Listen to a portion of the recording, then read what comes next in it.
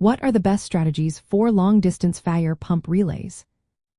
Imagine fighting a fire where the water source is miles away. You need a plan that keeps the water flowing strong and steady over long distances. That's where fire pump relays come into play. They are essential tools for moving water from distant sources like ponds, hydrants, or drafting sites to the fire scene. To make this work smoothly, you need a good strategy that considers equipment, setup, and safety. First, pre-planning is key. Fire crews should identify water sources and map out hose lays before an incident happens. Knowing the terrain and distances helps determine where to place pumpers and how much hose to use. It's smart to have a list of large diameter hoses ready because they reduce friction loss. Hoses for inches or bigger are best for long-distance relays because they carry more water with less resistance. Next, use your pumpers wisely. The first pumper goes at the water source to establish initial pressure. Then, additional pumpers are positioned along the hose line at intervals. Each pumper boosts the pressure and pushes water further down the line. The spacing depends on hose size and pump capacity but generally should be kept manageable, around 300 to 500 feet apart to keep pressure steady. Incorporating four-way hydrant valves is a smart move. These valves allow you to add more pumpers without stopping the flow. They give flexibility to adapt to changing fire conditions or increased water needs.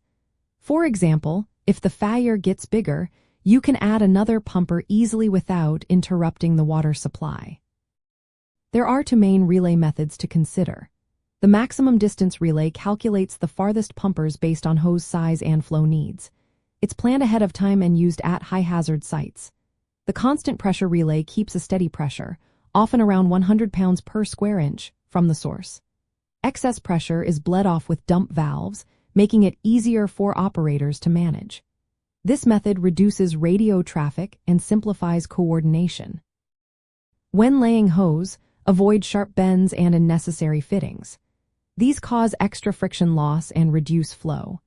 If possible, use dual supply lines to increase capacity, but remember each hose size has a maximum effective length. For example, 2 3-inch hoses laid side by side can typically reach about 900 feet before flow drops too much. Monitoring the pump's compound gauge is important. It shows the pressure at the pump intake. If the pressure stays steady even when you increase flow, your relay is working efficiently. If pressure drops, you may need to adjust or reposition pumpers. Training everyone involved is vital. All crew members should understand how to connect and disconnect pumpers, manage pressure, and troubleshoot problems. Regular drills help everyone stay sharp and ready to act quickly.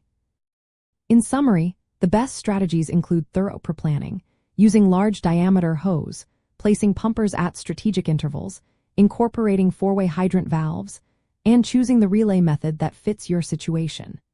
Keeping an eye on friction loss and practicing relay operations regularly will help ensure water gets where it's needed most.